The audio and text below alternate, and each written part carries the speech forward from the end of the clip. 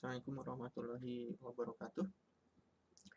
Eh, ini adalah pertemuan pertama untuk analisis struktur dengan matriks. Jadi untuk pertemuan pertama ini lebih ke pengenalan. Ya, jadi apa itu analisis struktur dengan matriks? Untuk sebelumnya nanti saya jelaskan ya bagaimana perkuliahan untuk semester ini dengan analisis struktur dengan matriks ini. Di sebagian besar kalian juga pasti sudah tahu bahwa perkuliahan sekarang itu harus online karena sekarang angka positif COVID mulai naik lagi, jadi udah masuk ke gelombang 2. Biasanya gelombang 2 ini yang lebih parah. Di Tasik sendiri kan udah banyak, jadi kemarin rektor mensyaratkan untuk perkuliahan diharapkan selalu online. Ya, jadi untuk perkuliahan online ini kita akan menggunakan dua ya, nanti kadang nanti saya akan menggunakan video seperti ini di Google Classroom, kemudian kadang nanti juga sewaktu-waktu saya akan menggunakan aplikasi Zoom ya. Nah, untuk pertemuan sekarang saya akan pakai video ini saja dulu ya, jadi silakan kalian tonton sampai akhir. Nanti di akhir perkuliahan ya, nanti di Classroom nanti akan ada post test. Post test itu bisa kalian gunakan untuk nanti laporan kalian, absensi kalian sebagai tugas ya. Jadi nanti di screenshot saja, nanti di upload untuk bukti kalian mengerjakan tugas. Nah, untuk absen sendiri nanti akan ada link ya. Saya rasa kalian yang udah perkuliahan di dosen lain udah tahu ya, nanti ada absensi khusus untuk mahasiswa. Nanti dimohon untuk pengisiannya itu sesuai dengan jam jadwal kalian disimak ya. Jadi kalau kalian kelas A jamnya dari misalnya dari jam 13 sampai jam 14 sekian, itu kalian harus mengisinya di waktu tersebut ya, jangan di luar, karena kalau kalian ngisinya di luar maka tidak akan terekam oleh sistem. Untuk pertemuan sekarang kalian silakan isi absennya, nanti akan dibagi di Classroom saja ya linknya, nanti kalian isi masing-masing ya, sesuaikan dengan jadwalnya. Nanti untuk bukti-bukti perkuliahannya kalian bisa screenshot ketika kalian sedang menonton video, dan screenshot juga ketika kalian melakukan post test nanti ya. Oke, kita mulai saja. Ini analisis struktur dengan matriks. Jadi apa itu analisis struktur dengan matriks? Nanti kita pelajari bersama ya. Oke, untuk pembelajaran analisis struktur dengan metrik ini, yang pertama nanti misalkan pendahuluan ya, itu pertemuan sekarang, pendahuluan analisis struktur dengan metrik. Kemudian nanti di pertemuan berikutnya akan ada rangka bidang ya. Kemudian ada analisis struktur dengan metrik pada struktur rangka bidang simetris ya. Kemudian rangka ruang, balok, portal bidang, dan grid ya. Ini adalah analisis struktur yang nanti akan kalian pelajari dengan menggunakan matriks ya, metode matriks. Nah, apa itu analisis struktur dengan matriks ya? Pertama kita harus tahu dulu apa itu analisis mekanika struktur ya. Analisis mekanika struktur itu kan kalian gunanya itu untuk menghitung gaya dalam struktur ya, momen, geser, normal, dan lain sebagainya, seperti yang kalian sudah pelajari di statika ya, analisis struktur 2, mekanika bahan, dan seterusnya. Itu kan kalian pelajari ini ya, momen, geser, normal, perpindahan, deformasi. Nah, saya rasa kalian pasti sudah bisa lah ya menghitung analisis struktur dengan metode yang eksak ya.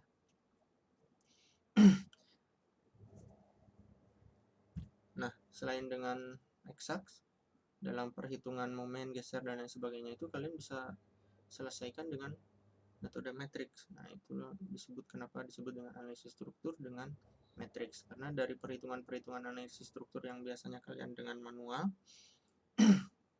ya, dengan keseimbangan dan lain sebagainya, kalian akan hitung dengan metode matriks. ya, sehingga sangat cocok dan mudah diselesaikan dengan bantuan komputer saja ya. Jadi kalau dengan manual itu kalian sulit menghitungnya dengan komputer ya. Tapi kalau dengan matriks itu kalian menghitung dengan menggunakan aplikasi Excel saja itu udah pasti bisa ya, udah bisa. Nah, salah satu syaratnya supaya kalian bisa menghitung analisis struktur dan metrik itu kalian harus menyederhanakan model struktur kalian. Jadi harus menjadi model diskrit. Ya, jadi contohnya seperti ini. Kalau rangka truss itu akan menjadi seperti ini. Nah, kalian punya batang, kemudian punya node atau punya simpul, itu aja. Ya, kemudian peletakan. Atau misalnya beam, ya balok itu berubah menjadi seperti ini. Jadi model diskrit. Portal seperti ini, grid atau balok silang. Nah, dengan menyederhanakan ini, maka kalian bisa menghitung dengan mudah dengan analisis struktur dan metrik. Jadi model diskrit ini diperoleh dengan membagi struktur menjadi beberapa unsur atau beberapa elemen, ya, dimana tiap elemen dibatasi oleh titik kumpul atau titik simpul atau node. Yang paling harus kalian tahu itu pokoknya ada node, ada titik simpul, ada batang, kemudian ada peletakan. Itu yang penting.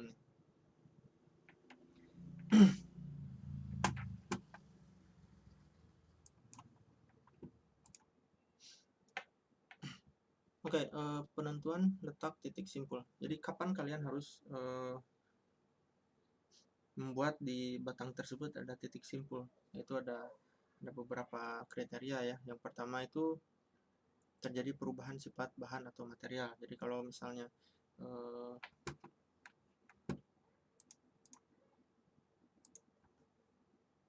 ya kalau kalian punya misalnya batang, ya, kemudian antara di sini dan di sini itu misalnya yang ini adalah beton misalnya, sedangkan yang ini adalah besi, ya, misalnya seperti itu. Nah, maka di antara ini di sini itu harus kalian bikin node di sini ya, seperti itu. Jadi kalau ada dua, walaupun misalnya ini satu batang seperti ini, ya, misalnya ini ada peletakan di sini, kemudian di sini juga ada peletakan, walaupun satu batang, ya, satu bentang, tapi kalau ininya beda material, yang ini beton, yang ini besi, maka itu di bagian sini harus kalian bikin node. Ya, kenapa harus dibikin node? Karena properti dari materialnya berbeda antara beton dan besi. Ya, seperti itu. Jadi kalian harus perhatikan itu. Ya. Kemudian terjadi perubahan geometrik struktur. Jadi kalau terjadi perubahan geometrik struktur, ya misalnya dari tadinya seperti ini, ya kemudian dia jadi seperti ini. Walaupun ini misal dan ini itu sama, ya misalnya ini beton, yang ini juga beton, ya. Tapi karena ada perubahan geometri seperti ini, maka di sini harus ada titik simpul, ya, seperti itu. Jadi kalian harus letakkan titik simpul di sana. Walaupun ini batang ini dan batang itu memiliki properti yang sama, tapi karena orientasinya berbeda, maka kalian harus menggunakan meletakkan titik simpul di sana. Kemudian tempat bekerjanya gaya terpusat dan perubahan pembebanan. Jadi misalnya seperti ini, tapi kemudian di sini ada beban seperti itu. Ya, maka kalian harus bikin titik simpul di titik beban tersebut. Ya. Ataupun misalnya ada di sini, maka di sini harus ada titik simpul. Ya, seperti itu. Jadi kalau kalian lihat contoh di sini, misalnya di sini ada P, ada beban, maka di sini dibuat titik simpul. Ini ada perubahan geometrik, di sini dibuat titik simpul. Seperti itu. Ini misalnya ada perubahan berbeda material, ya, antara 3 dan 4 ini beda material, maka di sini dibuat titik simpul. Nah, kira-kira seperti itu.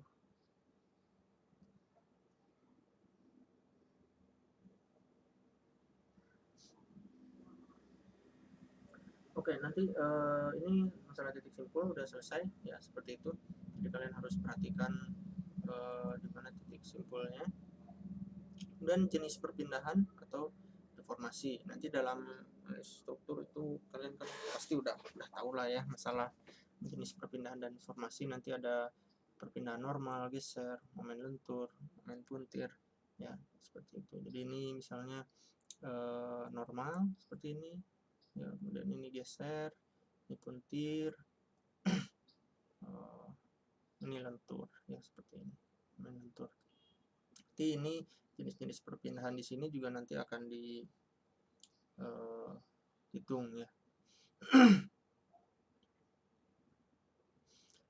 Ini perpindahan di material batang, ini perpindahan di deformasi struktur, nanti ada translasi dan ada rotasi juga ya.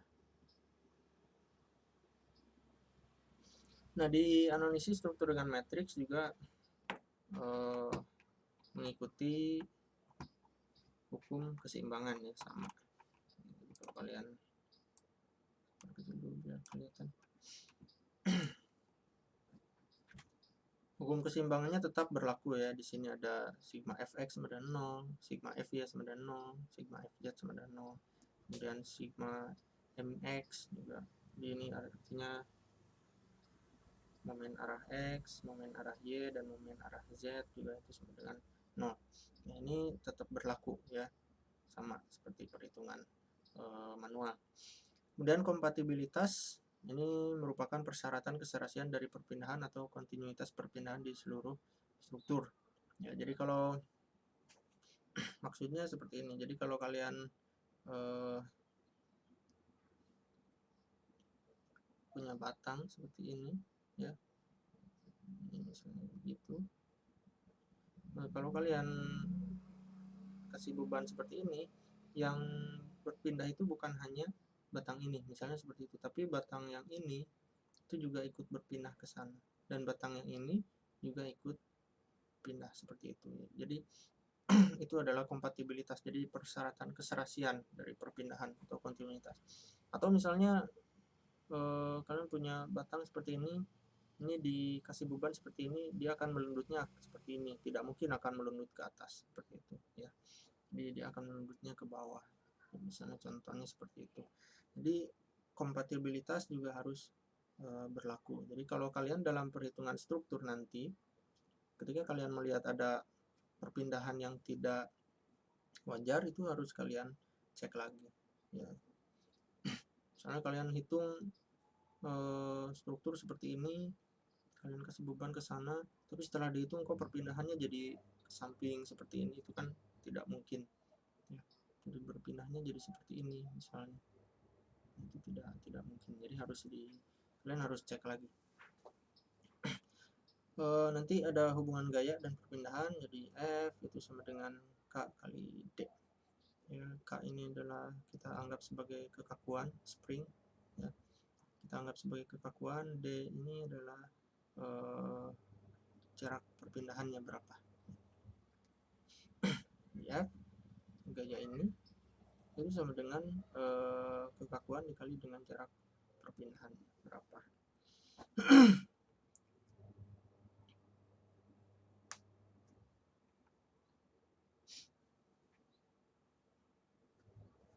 Oke, dalam analisis struktur dan metrik ada istilahnya itu ketidaktentuan statis. Jadi ini kalian pasti pernah mendengar ya, ini adalah struktur dengan statis tertentu dan statis tak tentu ya. Jadi nanti kalian bisa tentukan ini strukturnya itu statis tertentu, ini strukturnya itu statis tak tentu. Itu kalian bisa hitung dengan menggunakan rumus SID ini, atau ketidaktentuan statis. SID bisa didapat dari NUK dikurangi NEQ. NUK ini banyaknya komponen gaya yang tidak diketahui, NEQ banyaknya persamaan keseimbangan yang dapat disusun ya. Jadi kalau SID-nya ini sama dengan 0 ya, itu merupakan statis tertentu, artinya strukturnya itu stabil ya. Kalian bisa hitung dengan perhitungan manual dan sebagainya. Dan SID-nya lebih besar dari 0, ini merupakan statis tak tentu berderajat, ini masih stabil. Tapi kalau SID-nya kurang dari 0, ini merupakan struktur yang mobile, artinya labil, jadi strukturnya itu bergerak ya. Seperti itu. tidak stabil. Oke, contohnya misalnya kita punya struktur seperti ini ada sendi di sini ada sendi juga, kemudian di sini ada beban seperti ini. Kita bisa hitung SID-nya dengan melihat NUK-nya ini ada berapa. NUK-nya adalah banyak komponen gaya yang tidak diketahui. Ya, untuk sendi seperti ini itu kan kalian tahu reaksi yang tidak diketahuinya adalah RA dan RB. Di struktur seperti ini tidak ada RH ya. Ini tidak ada. Ya, jadi yang adanya itu RA dan RB.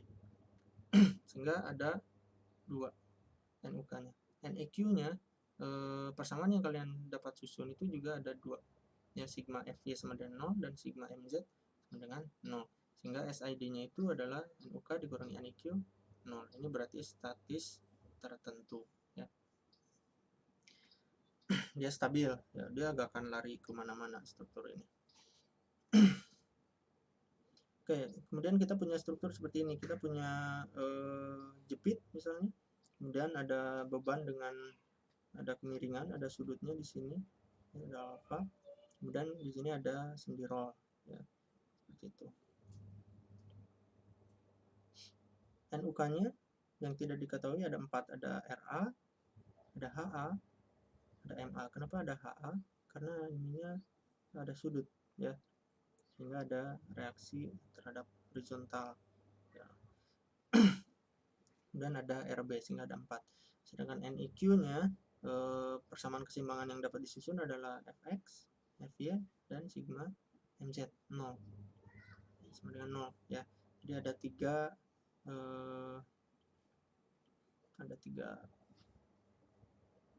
persamaan yang dapat dihitung. Nah, kenapa di sini tidak ada Fx? Itu karena tidak ada gaya horizontal di sini. Ya, kalau misalnya kalian ada gaya horizontal seperti ini atau miring seperti ini otomatis di sini ada RH ya, sehingga nanti ada sigma F X ya, seperti itu. Ada yang sumbu X, sedangkan di sini hanya ada sumbu Y saja ya, gayanya. Kalau di sini karena di sini ada bebannya itu miring, otomatis kalau kalian uraikan beban yang miring ini kan ini ada yang ke bawah dan ada yang ke horizontal seperti ini. Jadi nanti ada gaya vertikal, ada gaya horizontal. Karena ada gaya horizontal, otomatis ada reaksi HA di sini. Ya.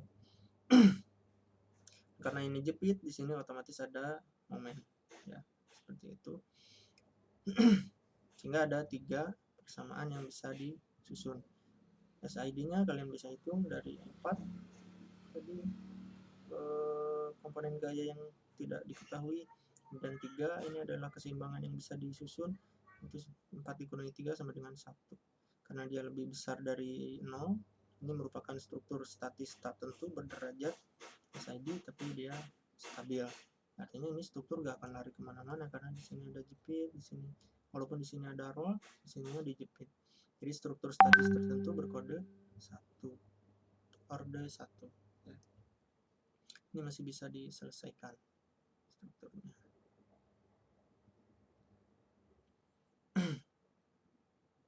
Dan ini contoh yang lain, silakan kalian lihat di sini. Jadi ada, kalau di sini jepit-jepit, di sini ada MA, HA, RA, MA, HB, MB, MHB, RB ya, seperti itu.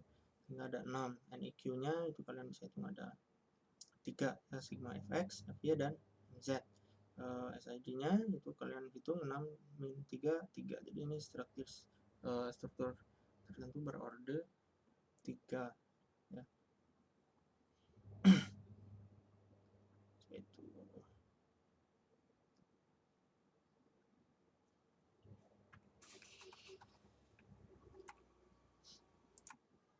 Kalau kalian punya contoh lain, misalnya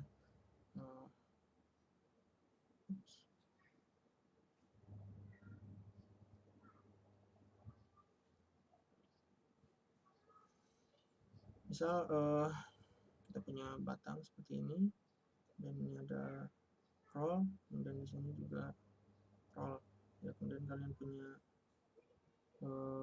beban seperti ini ya, karena di sini roll ya, walaupun ada beban ini tidak ada RH di sini ya, tidak ada, yang ada hanya RA dan RB saja di sini. Ya, jadi SID-nya kalau kalian hitung itu berarti NUK-nya kalau kalian hitung itu hanya ada RA dan RB, jadi hanya ada 2, sedangkan NEQ-nya itu adalah sigma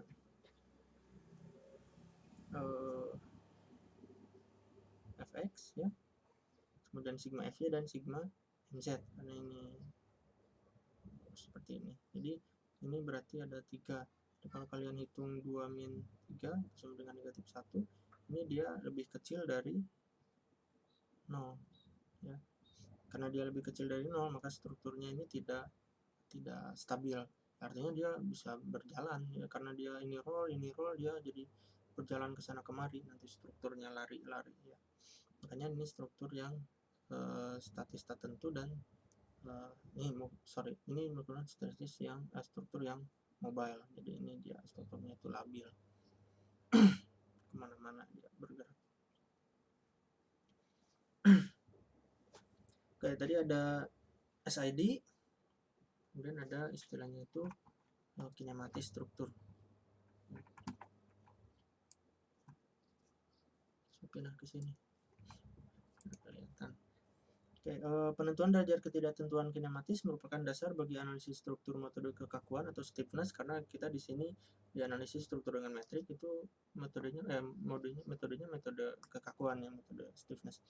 Di mana perpindahan merupakan besaran yang tidak dapat diketahui. Ini dapat disebut juga derajat kebebasan struktur atau degree of freedom-nya. Jadi kita ingin tahu ini si strukturnya itu degree of freedom-nya itu berapa. Apa itu degree of freedom? Ini adalah derajat kebebasan struktur ya. Jadi kalau kalian punya titik, misalnya si titik ini dia bisa bergerak ke sana, dan dia juga bisa berputar. Jadi kalau kalian hitung ini ada 1, 2, 3 perpindahan, maka ini disebut dengan 3 degree of freedom, 3 DOF ya. Nah, di struktur juga ini harus dihitung berapa DOF-nya, karena nanti mempengaruhi dengan order dari struktur matriks kalian ya. Ukuran dari matriks kalian itu tergantung dari berapa DOF dari struktur kalian, berapa degree of freedom dari struktur kalian. Nah, KID itu bisa dihitung dari N-node, 3 kali N-node. N-node ini adalah banyaknya titik simpul ya. Jadi kalau kalian masih ingat, misalnya struktur kalian seperti ini, titik simpulnya ada di sini dan di sini, maka ini ada 2 node ya.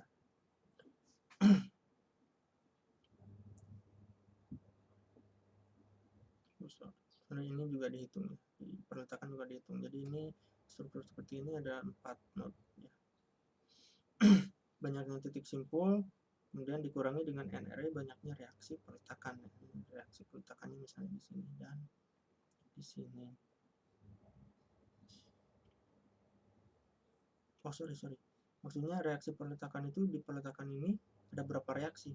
Jadi kalau ini sendi misalnya, berarti dia ada reaksi vertikal dan ada reaksi horizontal. Ya, kalau misalnya ini jepit ya seperti ini, berarti dia ada reaksi vertikal, horizontal, juga momen.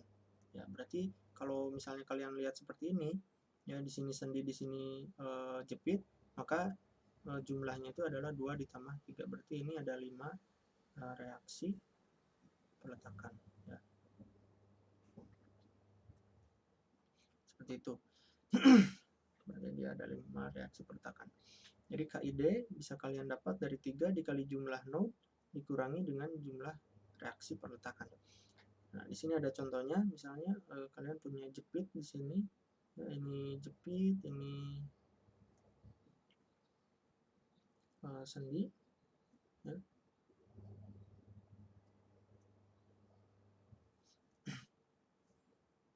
Berarti KID-nya 3 dikali 2. Kenapa 2? Karena ini ada 2 node ya, 1, 2 dikurangi dengan 5. 5 itu dari jumlah reaksinya. Jadi misalnya di sini kan berarti ada horizontal, ada vertikal, dan ada momen. Jadi di sini sendiri ada 3, sedangkan di sini ada vertikal dan horizontal saja. Jadi ada 2. Jadi 3 ditambah 2 ada 5 reaksi peletakan. 3 kali 2 6 dikurangi 5 1. Jadi struktur kinematis tertentunya berorde 1. Jadi ini adalah 1 degree of freedom. Maksudnya apa? Dia hanya struktur ini hanya bisa bergerak ke arah ini aja. Nah, ke sini aja. Karena arah vertikal dia terkekang, arah horizontal juga dia terkekang. Yang bisa bergerak hanya ini aja. Hanya rotasi saja. Yang di sini rotasinya terkekang, makanya di sini ada momen di sini.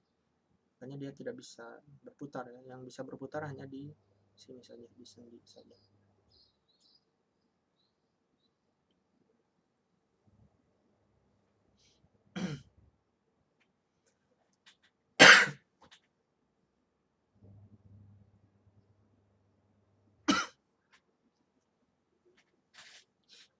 Oke, selanjutnya misalnya ini jepit ya, node-nya tetap 2, tapi reaksi peletakannya ada 6 ya, karena di sini jepit ada 3, di sini jepit ada 3, sini 6.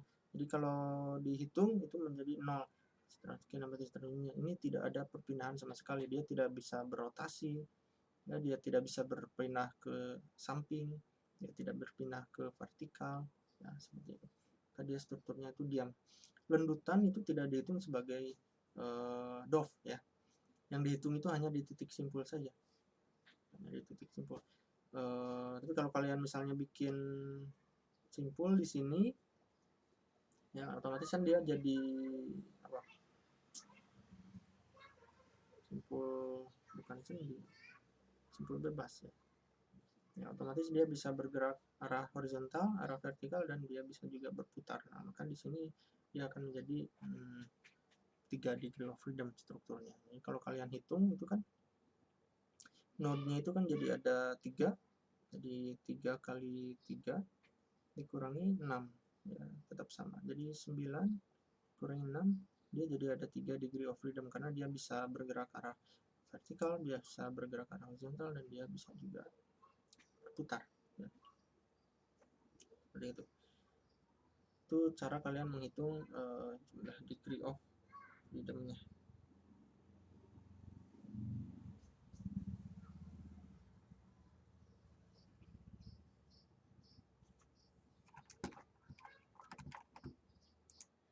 Oke, selanjutnya kita masuk ke metode kekakuan. Jadi ini adalah metode bagaimana kalian bisa menghitung struktur dengan menggunakan metode matriks ya. Nah, analisis struktur metode matriks adalah suatu metode untuk menganalisis struktur dengan menggunakan matriks ya, yang terdiri dari nanti kalian ada beberapa matriks ya yang harus kalian susun.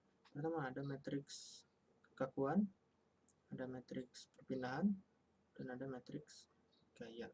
Ya, dengan menggunakan hubungan P, ini adalah matriks gaya, itu sama dengan matriks kekakuan dikali dengan matriks perpindahannya. Yang ingin kalian tahu itu kan matriks perpindahannya.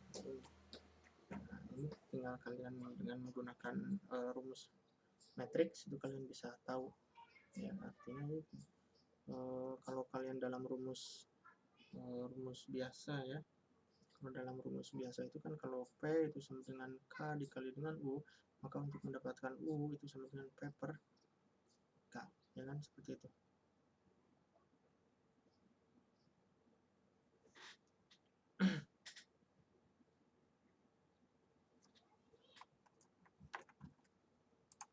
Nah, tapi dalam matriks seperti kalian tahu itu kan tidak ada pembagian ya. Nah, untuk yang setara dengan pembagian itu kalau kalian inversekan matriks kekakuan. Jadi kalau kalian matriks kekakuannya diinverskan, maka untuk misalnya mendapatkan U itu sama dengan K inverse dikali dengan P. Ya, jadi nanti kalian akan inversekan matriks kekakuannya dikalikan dengan matriks gaya, maka kalian akan mendapatkan matriks perpindahan. Ya, nanti matriks perpindahan ini matriks perpindahan di tiap simpul ya. Ini kalian dapat semua. Nah, misalnya contohnya seperti ini. kalian punya struktur seperti ini ya. Misalnya di sini ada U1, kita abaikan dulu masalah peletakan ya. Masalah peletakan kita abaikan dulu. Misal kita punya satu batang seperti ini titik simpul 1, titik simpul 2, ini titik simpul 1, ini titik simpul 2. Maka di titik simpul ini ada perpindahan U1 dan P1, U3 dan misalnya ini U2 P2, ini U4 P4. Maka kita bisa susun matriks gaya, matriks kekakuan, dan matriks pemindahan. P ini adalah matriks gaya semua, jadi ada gaya di P1, P2, P3, P4, dan ada U artinya perpindahan, U1, U2, U3, dan U4 ya.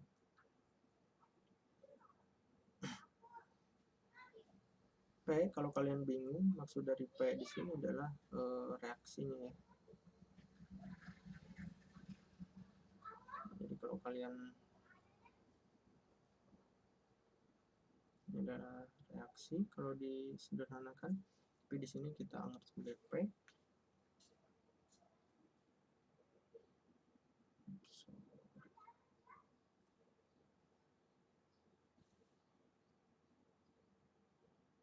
Maaf, bukan reaksi ya kan.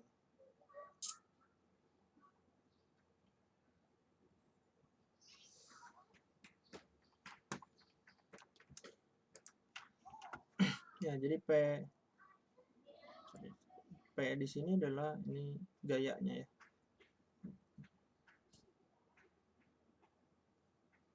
Jadi P di sini adalah gaya yang terjadi di titik simpul tersebut, sedangkan U di sini adalah perpindahan yang terjadi di titik simpul tersebut.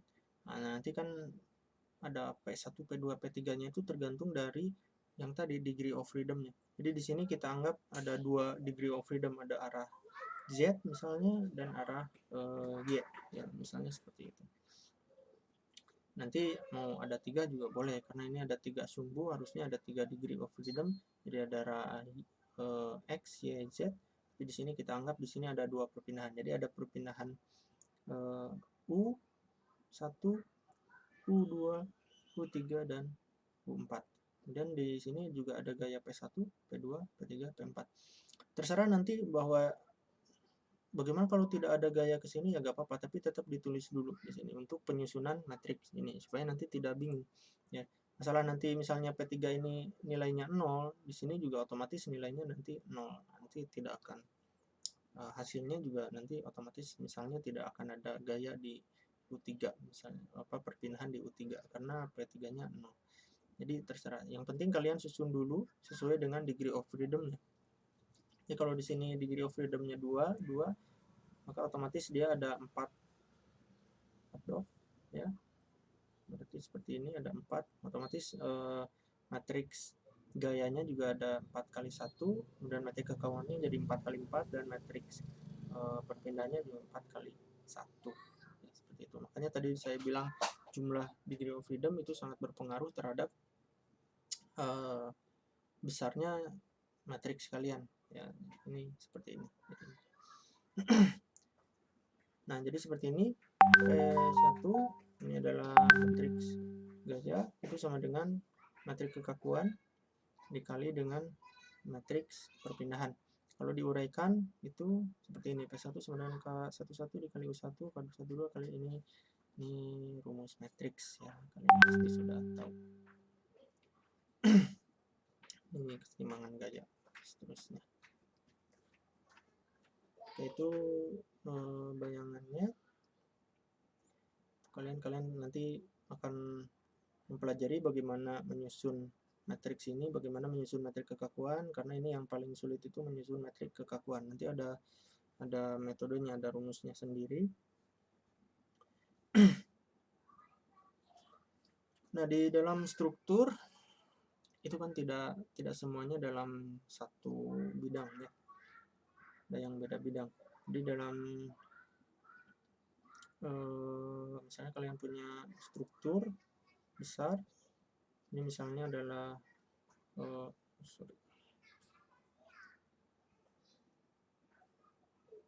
Kayak ini misalnya sumbu global. Nah, kemudian kalian punya struktur seperti ini ya. Nah, kalau batang yang ini itu masih masuk ke dalam sumbu global ya. Jadi si batangnya itu sejajar dengan sumbu global. Ya, ini kan sejajar dengan sumbu Y, ini sejajar dengan sumbu Y, tapi yang ini terhadap sumbu Y itu dia punya sudut ya. Dia punya sudut tidak sama dengan koordinat globalnya. Nah, di tiap masing-masing batang itu dia punya yang istilahnya itu koordinat lokalnya. Ya, kalau saya ambil ini, nah ini seperti ini, maka dia punya sumbu X dan sumbu Y sendiri. Ini sumbu X, sumbu Y yang sendiri yang sejajar dengan si batangnya. Nah, sumbu X, Y lokal ini itu punya sudut terhadap sumbu X, Y global. Ya, jadi global itu untuk keseluruhan struktur, lokal hanya untuk batang itu dia sendiri. Ya, jadi kalau saya di sini ada gambar, ini sumbu Y, sumbu X, ini adalah yang warna hijau. Ini adalah sumbu lokalnya ya. Jadi yang ini adalah sumbu lokal. Sedangkan yang biru ini adalah sumbu globalnya. Jadi seluruh struktur itu kan struktur. Nah, dalam matriks dalam metode kekakuan, dalam analisis struktur dengan matriks itu si sumbu lokal ini harus ditransformasikan ke sumbu global.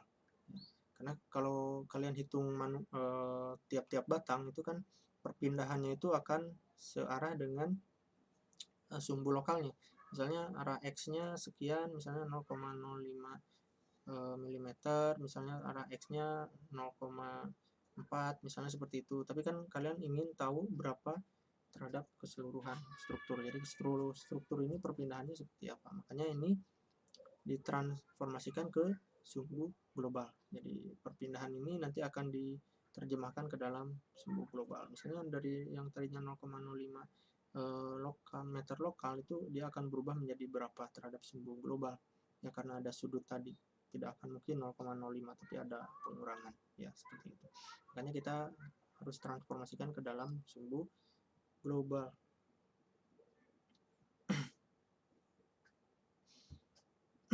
Nah, nanti untuk transformasi itu rumusnya itu seperti ini ya, tergantung dari jenis struktur kalian. Misalnya kalau portal bidang maka menggunakan ini, untuk rangka badang seperti ini ya. Nanti kita tinggal transformasikan alfa, ini adalah sudutnya, sudut dari lokal ke global ya.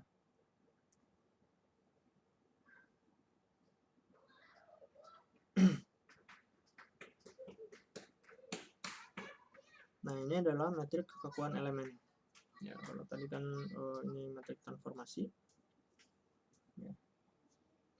Jadi K lokal itu ditransformasikan ke K global, metrik kekakuan. Nah, metrik kekakuannya seperti apa? Metrik kekakuannya itu adalah ini ya. Ini sebenarnya ini ada turunannya, nanti mungkin akan saya jelaskan di pertemuan selanjutnya, tapi ini secara umum ini adalah matriks global kalian. Bisa kalian lihat di sini ada 12 kali 12, itu karena degree of freedom-nya ini ada 12 ya.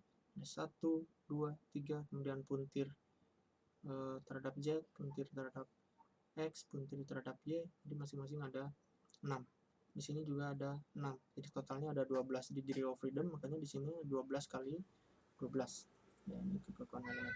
Jadi ini sebenarnya tinggal masukin aja nilai modulus elastisitasnya berapa, kemudian luas penampangnya berapa, dan panjang dari batangnya berapa. Kemudian ini 12 EI, momen inersianya berapa dibagi dengan L, panjangnya pangkat 3. Jadi sebenarnya tinggal dimasukin aja rumus-rumusnya, kalian masukkan angka-angkanya aja.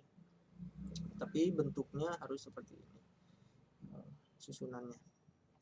Nah, ini untuk portal bidang lebih disederhanakan karena ada beberapa yang hilang ya. Misalnya ada yang elemen truss misalnya tidak ada puntir ya, jadi hanya ada gaya vertikal horizontal saja. Jadi makanya di sini lebih sederhana seperti tadi. Makanya seperti tadi tergantung dari degree of freedom-nya. Kemudian degree of freedom-nya juga degree of freedom yang mana, apakah yang puntir atau yang lateral. Nanti tergantung seperti itu. Oke, untuk pertemuan sekarang mungkin itu saja dulu. Ya, kalian silakan nanti diisi post testnya itu untuk tugas pertama. Itu juga saya anggap sebagai absensi untuk pertemuan pertama ya.